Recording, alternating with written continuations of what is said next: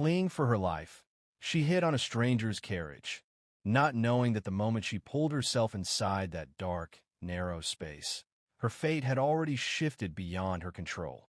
The night pressed down on the city like a living thing.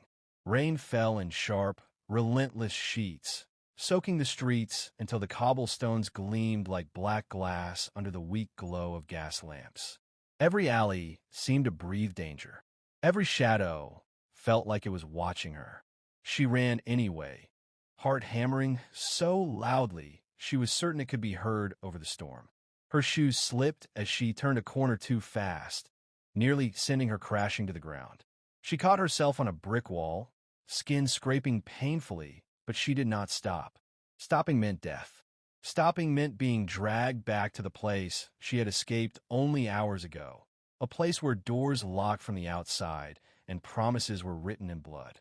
Behind her, voices rose, men shouting, angry and urgent. They were closer now, much closer. She gathered her skirts and ran harder. Her lungs burned, each breath sharp and shallow. Rain plastered her hair to her face, blinding her. She wiped at her eyes, barely able to see where she was going, when suddenly the street opened into a wider road. Carriages lined the curb, their dark shapes looming like silent beasts waiting to be unleashed. Most were closed. Most were guarded by drivers who would shout, who would ask questions, who would hand her over without hesitation. Then she saw it. One carriage sat slightly apart from the others, its door only loosely latched. Its driver turned away as he argued with a stable hand. The horses shifted restlessly, steam rising from their flanks. The interior was dark, empty, or so it appeared. She did not think. Thinking would slow her down. She darted across the street, boots splashing through puddles, and reached the carriage just as a shout rang out behind her. There! Stop her! Her fingers fumbled with the latch. For one terrifying second it would not move. Panic surged, hot and choking. Then the door gave way, and she slipped inside, pulling it shut with trembling hands. The darkness swallowed her whole. She pressed herself against the cushioned seat, chest heaving, fighting the urge to sob. The space smelled of leather and damp wool. She held her breath, listening. Footsteps thundered past the carriage. A hand slapped against the side of it, hard enough to make her flinch. She squeezed her eyes shut, praying to any god who might still be listening. Seconds passed, then more. The voices faded, swallowed by the rain and distance. She did not move. She did not breathe. Only when her legs began to shake uncontrollably did she allow herself to sink down onto the floor of the carriage, curling into herself like a wounded animal. Her heart refused to slow, pounding wildly as if it still expected the door to be torn open at any moment. She was alive. For now. The carriage suddenly lurched forward. She gasped, grabbing onto the seat as the wheels began to roll. Panic flared again, sharp and immediate. She had not planned for this. She had assumed she would hide for a few moments, then slip away once the danger passed. But the carriage was moving, faster than she expected. She crawled forward, careful to stay low, pressing her ear to the door. Outside, the rain had softened to a steady drizzle, and the rhythmic clatter of hooves filled the night. Whoever owned this carriage was in no hurry to stop. Her mind raced. Should she announce herself? Should she wait? What if the person inside was worse than the men chasing her? What if this stranger turned her in for a reward? She hugged her arms around herself, nails digging into her sleeves. Then she heard a voice. Come, male, close. You can come out now, the voice said quietly. Her blood ran cold. She froze, every muscle locked in place. The voice had come from inside the carriage. Slowly, painfully slowly, she lifted her head. A man sat across from her. She had not seen him in the darkness before, but now the faint lantern light filtering through the small window revealed his outline. He was well-dressed, dark coat, crisp collar, gloves folded neatly in his lap. His posture was relaxed, almost casual, as if discovering a terrified woman hiding in his carriage was the most ordinary thing in the world. His eyes, however, were sharp. They studied her with unsettling calm. I won't hurt you, he said. But if you scream, I will stop the carriage, and my driver will hand you to the first uniform he sees." Her throat tightened. She could not force out a sound.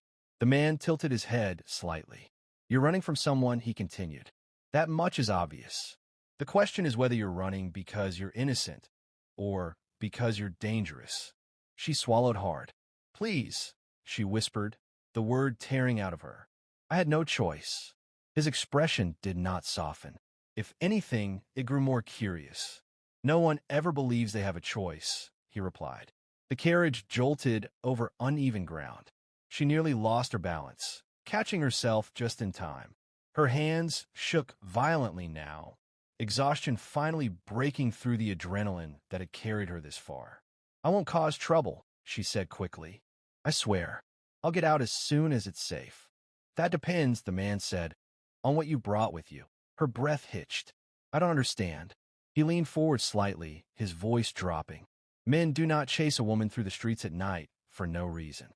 Tell me why they were after you." The truth hovered on her tongue, heavy and dangerous. If she told him, he might help her. If she told him, he might destroy her. She looked at his hands, clean, steady, unmarked by violence. A gentleman's hands, or a man skilled enough to hide what he was. "I escaped," she said finally, "from a place I was not supposed to leave." A flicker of something crossed his eyes. Interest, recognition. "Escaped," he repeated. "That suggests captivity." She nodded, unable to trust her voice. "And the men chasing you?" he asked. "They want me back." The carriage slowed slightly as it turned onto a quieter road. The man considered her in silence, the weight of his gaze pressing down on her like a physical force.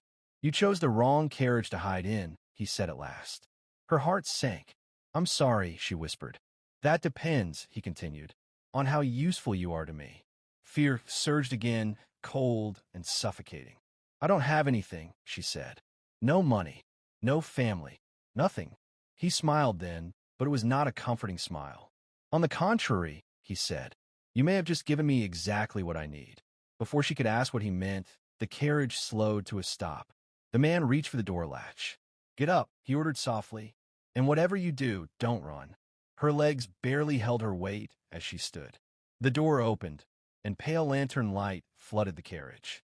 Outside waited a future she could not yet see, and a stranger whose kindness or cruelty would decide whether she survived the night. The rain had thinned to a mist, clinging to the air like a secret that refused to disappear. Lantern light spilled onto the street as the carriage door stood open, framing the night beyond like the mouth of a tunnel she was being forced to enter. She hesitated only a second before stepping down, her legs weak, her balance uncertain. The stranger's gaze never left her, sharp and assessing, as though he were measuring the exact weight of her fear. "Walk," he said quietly. She obeyed. The street they had stopped on was narrow and nearly empty, bordered by tall buildings that leaned inward like eavesdroppers. The driver sat rigid atop the carriage, eyes forward, expression unreadable. If he noticed anything unusual about his passenger or the soaked, trembling woman beside him, he gave no sign. The stranger gestured toward a nearby doorway. Inside, it was not a house, but a small, private entry to what looked like a gentleman's club or offices above a shop. A brass plaque glinted faintly, though she could not read the name through the rain-blurred darkness. He unlocked the door with a key pulled smoothly from his pocket, ushering her in before closing it behind them with a soft, decisive click. Warmth hit her immediately. The air smelled of polished wood and coal smoke. A narrow corridor stretched ahead, lit by wall lamps that cast golden halos on patterned wallpaper. The silence was deep, broken only by the distant crackle of a fire. She wrapped her arms around herself, suddenly aware of how drenched and shivering she was. "Sit," he said, pointing to a bench against the wall. She did, lowering herself carefully, as if afraid the floor might give way beneath her. Her hands trembled uncontrollably now that the danger of the chase had faded, leaving exhaustion in its wake. The man removed his coat and hung it neatly on a hook. Up close, she could see him more clearly. He was younger than she had first thought, perhaps early 30s, with dark hair, kept deliberately tidy, and eyes the color of wet stone. There was nothing outwardly cruel about his face, but neither was there warmth. He carried himself like someone accustomed to control. He turned back to her. "You're cold." It was not a question. He crossed the corridor and disappeared through a door. She considered running, measured the distance to the entrance, the likely speed of pursuit if she tried. Her body screamed at her to flee, but her legs refused to cooperate. She stayed where she was, frozen by uncertainty. The man returned moments later with a folded blanket and a cup that steamed faintly. "Drink," he said, handing her the cup first. Slowly, she accepted it with shaking fingers. The liquid was warm and bitter, but it steadied her, grounding her in the moment. She wrapped the blanket around her shoulders, the weight of it oddly comforting. "Thank you," she murmured. He inclined his head slightly, as if acknowledging a formality rather than gratitude. "Now," he said, sitting opposite her, "we speak plainly." Her stomach tightened. "My name is Elias Ward," he continued. "And before you ask, no, I am not connected to the men who were chasing you. If I were, you would already be back where you came from." Her grip tightened on the cup. "Then why help me?" Elias studied her over the rim of his own glass. "Help is a generous word. Think of this as a pause, a moment to decide what happens next." She swallowed. "I don't know what else to tell you." "Then I'll ask better questions," he replied calmly. "Who were they?"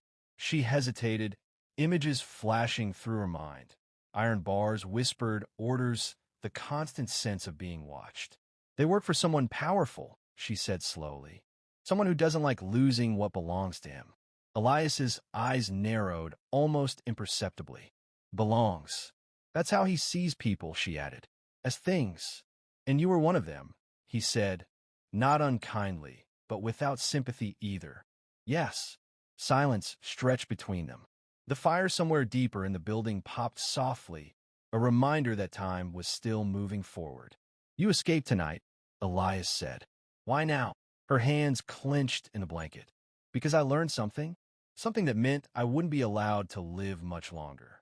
That earned a reaction. He leaned forward slightly. "What did you learn?"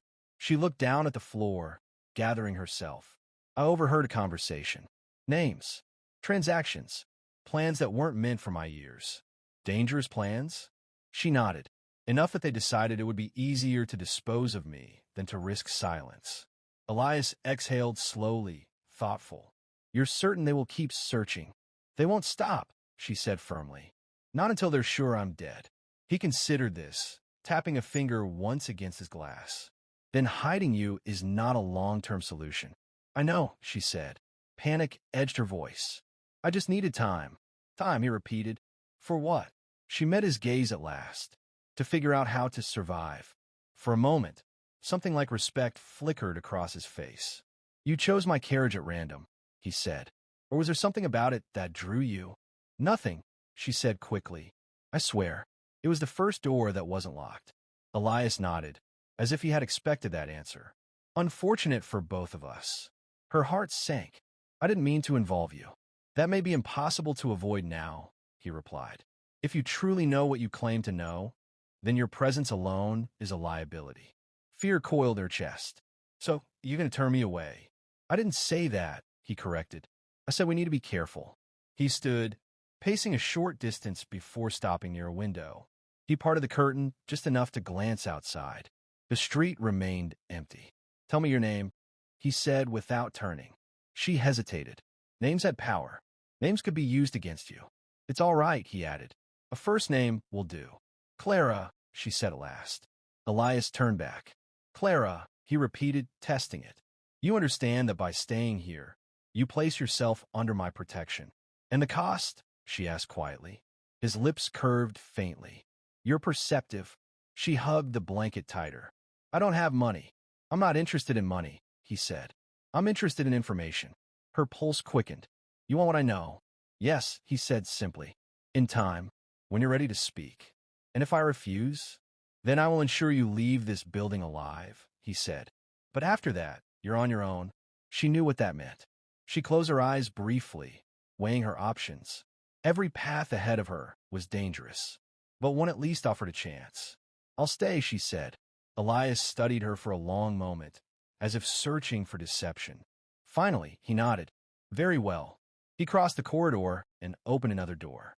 "There's a room upstairs. You can rest. You'll be safe here tonight." Tonight. The word echoed ominously in her mind. As she stood, dizziness washed over her. Elias caught her elbow instinctively, steadying her. For the first time, she felt the strength beneath his calm exterior. "Careful," he said softly. "Thank you," she whispered again, unsure if she meant for the room, the warmth, or the simple fact that she was still breathing. He released her, stepping back, as if aware of the boundary between them. "We'll talk more tomorrow," he said, "after you've slept." She nodded, too tired to argue. As Elias led her up the narrow staircase, Clara could not shake the feeling that she had stepped out of one trap only to enter another, one far more subtle and possibly far more dangerous. Behind her, the door at the bottom of the stairs locked with a quiet, final sound. And somewhere in the city, the men who had chased her began to widen their search, unaware that the game had just changed. Morning arrived without sunlight. The sky outside the narrow window was the color of ash, heavy with low clouds that pressed down on the city. Clara woke slowly, disoriented, the unfamiliar ceiling above her making her heart jolt before memory returned. The chase. The carriage. Elias Ward. She sat up on the narrow bed, the blanket sliding from her shoulders. The room was small but clean, plain wooden furniture, a washstand, a single chair, and a wardrobe that smelled faintly of cedar. No bars on the window, no lock on the inside of the door. That alone unsettled her more than chains ever had. For a moment, she simply listened. The building was quiet, but not empty. Somewhere below, footsteps moved with purpose. A door opened and closed. The clink of porcelain. Life continuing, ordinary and indifferent. She stood, her body stiff and sore, and crossed to the window. From here, she could see the street below. It looked harmless in daylight. Shop fronts shuttered, a few early pedestrians hurrying along, carriages rolling past without urgency. No sign of the terror that had ruled it only hours ago. If she ran now, she might blend in. The thought flickered through her mind, tempting and dangerous. She could slip out, disappear into the morning crowd. But disappear to where? With no money, no papers, and men who would not stop hunting her? She stepped back from the window. A soft knock came at the door. Her muscles tensed. "Yes," she called. The door opened slowly. Elias stood there, impeccably dressed as before, as if the night's chaos had never touched him. He carried a tray. "You're awake," he said. "Good." He entered without waiting for permission and set the tray on the small table. Bread, fruit, and a pot of tea. The smell made her stomach twist painfully. She hadn't realized how hungry she was. "I wasn't sure what you'd eat," he added, "but this should be safe enough." "Thank you," she said, her voice cautious. He watched her carefully as she took a piece of bread and ate. Only when she'd taken several bites did some of the tension leave her shoulders. "You slept," he observed. "I didn't mean to," she admitted. "I was afraid if I did." "You wouldn't wake up?" he finished. She nodded. "That would be inefficient," Elias said dryly. "If I wanted you silenced, I wouldn't have gone to such lengths to keep you alive." That did little to comfort her, but she appreciated the honesty.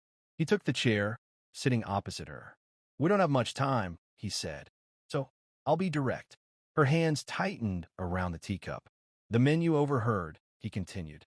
"The plans you mentioned. I need details." She hesitated. "You said when I was ready." "And you are," he replied, "because by now, they've realized you're not where you were supposed to be. They'll retrace your steps. They'll ask questions. And eventually, they'll reach this part of the city." Fear crept back in her chest. "Then why stay here?" "Because," Elias said calmly, "this building is protected in ways you don't yet understand." She searched his face. "Who are you?" A faint smile touched his lips. "Someone who dislikes men who trade in secrets and human lives." That was not an answer, but it was enough to keep her listening. She took a breath. "I didn't know what I was hearing at first," she began.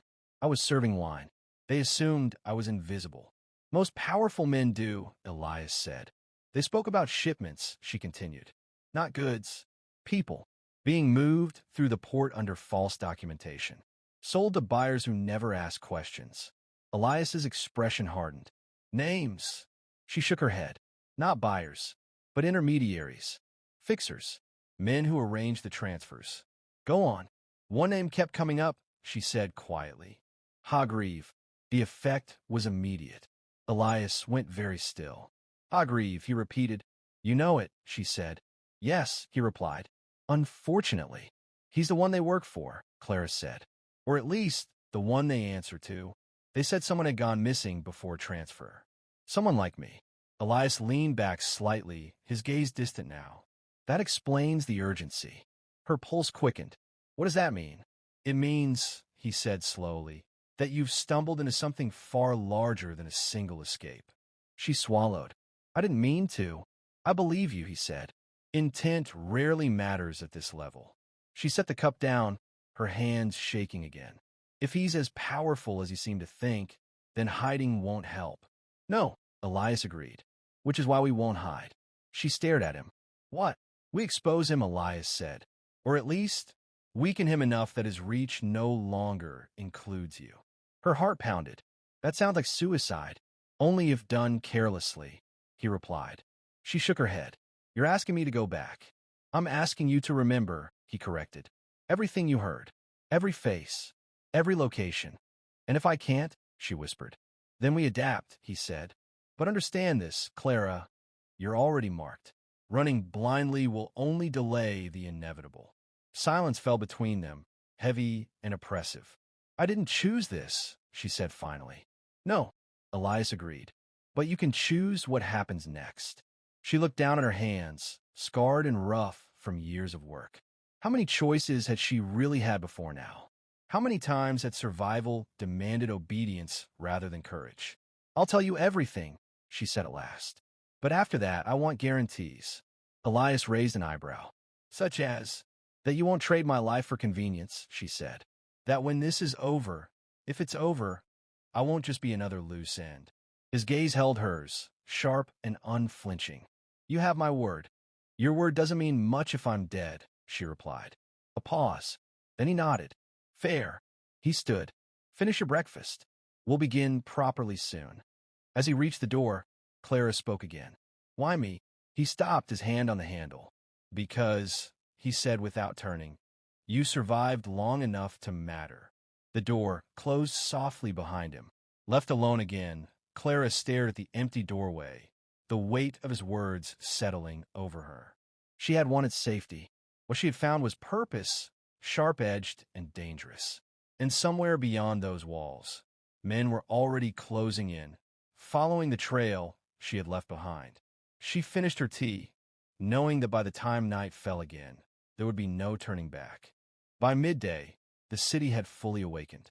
From the upper floor of the building, Clara could hear the distant hum of life. Vendors calling out prices, carriage wheels rattling over stone, footsteps moving with purpose. It felt unreal that the world continued so calmly while her own life balanced on a knife's edge. Elias did not return for several hours.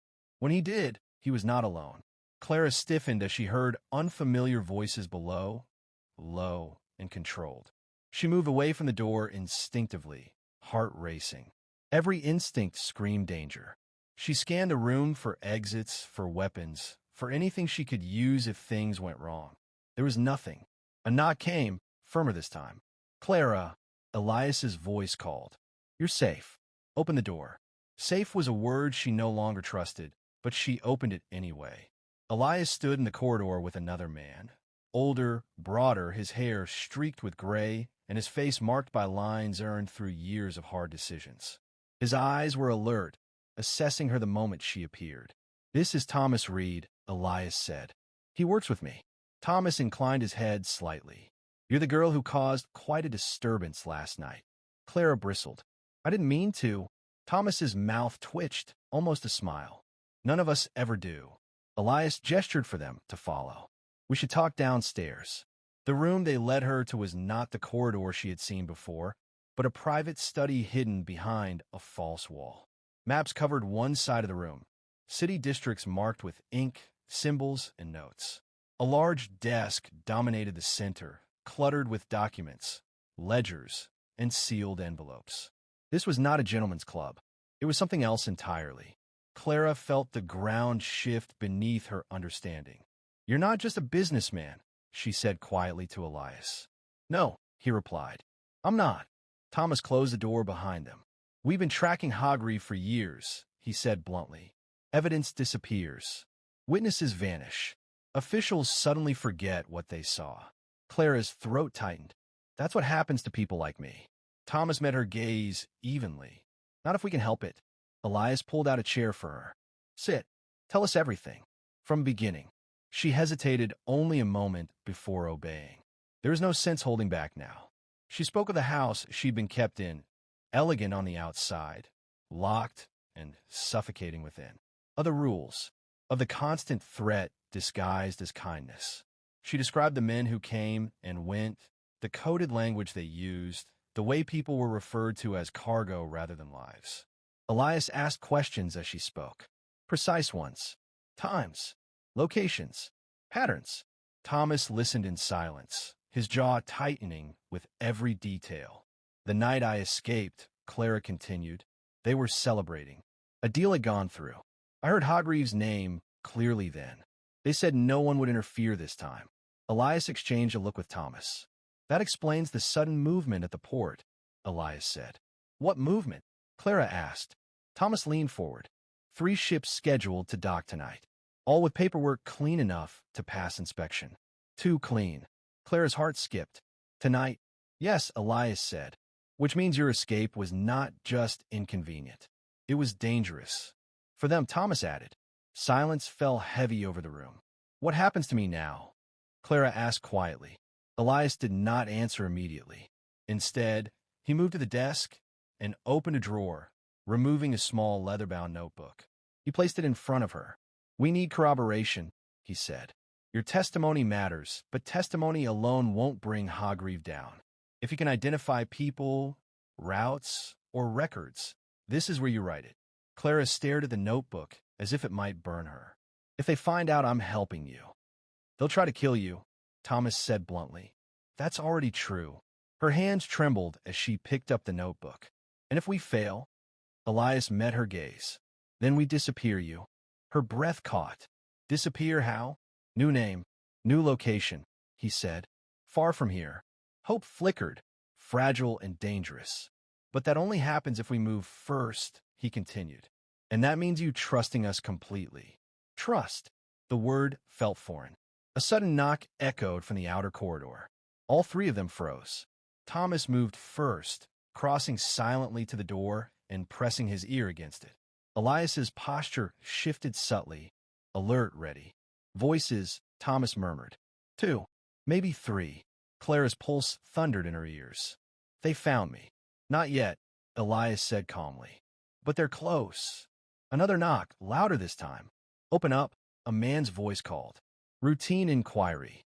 Thomas swore under his breath. "They're moving faster than expected." Elias turned to Clara. "We need to relocate you." "Now." "Where?" she whispered. He didn't answer.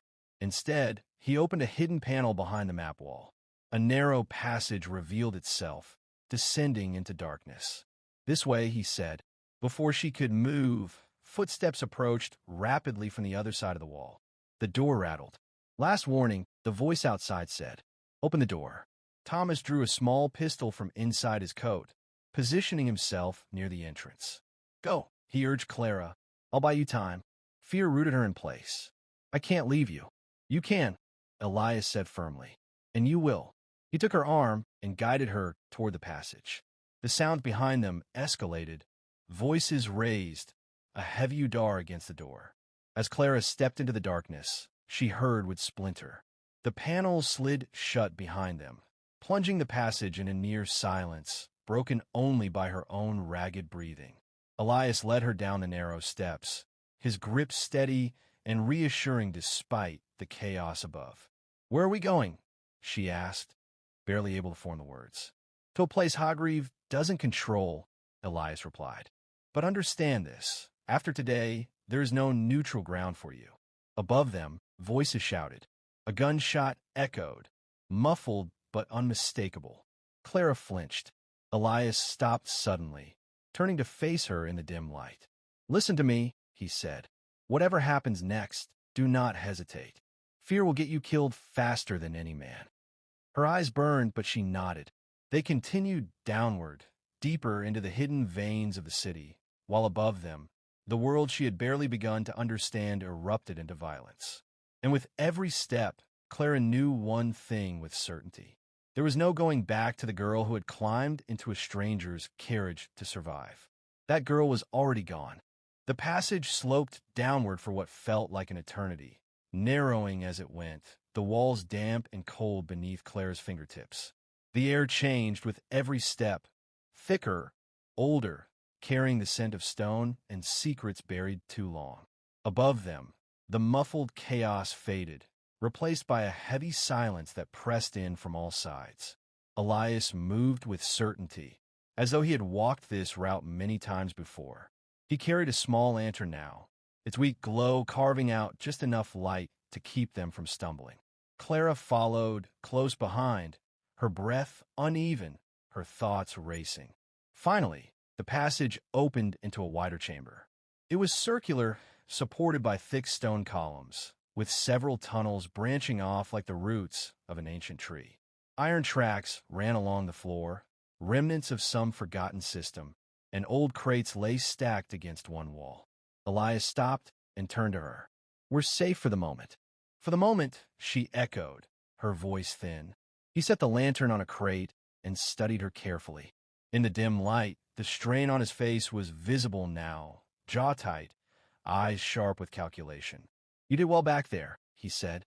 She laughed once, breathless and bitter. "I didn't do anything." "You didn't panic," he corrected. "That matters."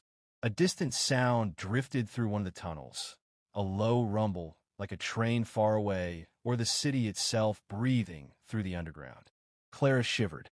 "Where are we?" she asked. "Beneath the city," Elias replied. "These tunnels were built decades ago.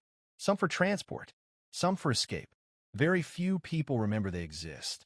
"And Hagrive?" she asked. "Does he know about them?" "He knows some," Elias said. "Not all." That was not as comforting as he might have intended. He reached into his coat and pulled out a folded map, spreading it on top of a crate. It showed a web of underground routes, marked with symbols and notes in a precise hand. "We'll move east," he continued. "There's a safe house not far from the river. You'll stay there until things settle." "And Thomas?" Clara asked, fear tightening her chest. "What about him?" Elias's jaw hardened. "Thomas knows how to survive." That was all he said, but it told her everything and nothing.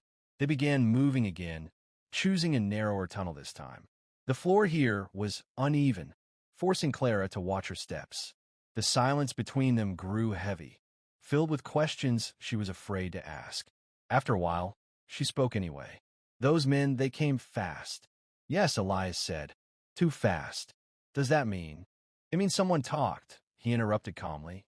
"Or someone was already watching." Her heart sank. "Because of me?" "Because of Hagrive," Elias corrected. "You're a variable he didn't anticipate. That makes him reckless." They reached a metal door set into the tunnel wall. Elias knocked in a precise pattern. After a tense pause, bolts slid back, and the door opened just enough for a pair of eyes to appear. Elias spoke a name. The door opened wider. Inside was a small, dimly lit room with a table, a stove, and shelves lined with supplies. A woman stood there, tall, dark-haired, her expression alert and unwelcoming. "Lena," Elias said. "This is Clara." Lena's gaze swept over her, sharp and assessing. "She looks fragile." "I'm not," Clara said before she could stop herself. Lena's lips twitched. "Good." Elias turned to Clara. "You'll rest here for a few hours. We need to move again before nightfall." "You're leaving?" Clara asked. "For a short time," he said. "I need information." Fear surged. "I don't want to be alone." "You won't be," Lena said. "I don't sleep much." Elias hesitated, then reached into his pocket and placed something in Clara's hand. A small metal token, etched with an unfamiliar symbol. "If anyone asks," he said, "you show them this. No one else gets close." She closed her fingers around it. "You're coming back?" "I will," he said firmly. "Stay here." Then he was gone, the door closing behind him with a final, echoing sound. The hours that followed crawled by. Lena busied herself cleaning a weapon, her movements precise and unhurried. Clara sat at the table, replaying every moment since the night before, her thoughts spiraling. "They'll keep coming, won't they?" she asked eventually. "Yes," Lena replied without looking up. "Why help me?" Clara pressed. "All of you." Lena finally met her gaze. "Because if we don't stop men like Hogreave, there will always be another girl running through the rain." The words settled heavily in Clara's chest. Night fell again, marked only by the change in sounds filtering through the tunnels. Elias returned just before the lamps were dimmed, his coat damp, his expression grim. "They've sealed the district," he said, "and Thomas is injured." Clara stood abruptly. "Is he alive?" "For now," Elias replied. "But they're tightening their net." "What do we do?" she asked. Elias looked at her, something resolute forming in his eyes. "We accelerate." He spread fresh papers on the table. "The ship's docked tonight. We move toward the port." Her stomach dropped. "You said I wouldn't go back." "You won't," he said, "but your knowledge will." She stared at him. "You want me near them." "Close enough to identify," he said. "Not close enough to be taken. And if something goes wrong?" Elias did not answer immediately. Then, quietly, "Then I won't let them take you alive." The room went silent. Clara felt fear, yes, but beneath it, something else began to stir. Anger, resolve, a sense that running had already taken enough from her. She straightened her shoulders. "Tell me what to do." Elias studied her for a long moment, then nodded. "We leave in 10 minutes." As they prepared to move, Clara realized something with startling clarity. She was no longer just surviving. She was choosing to fight.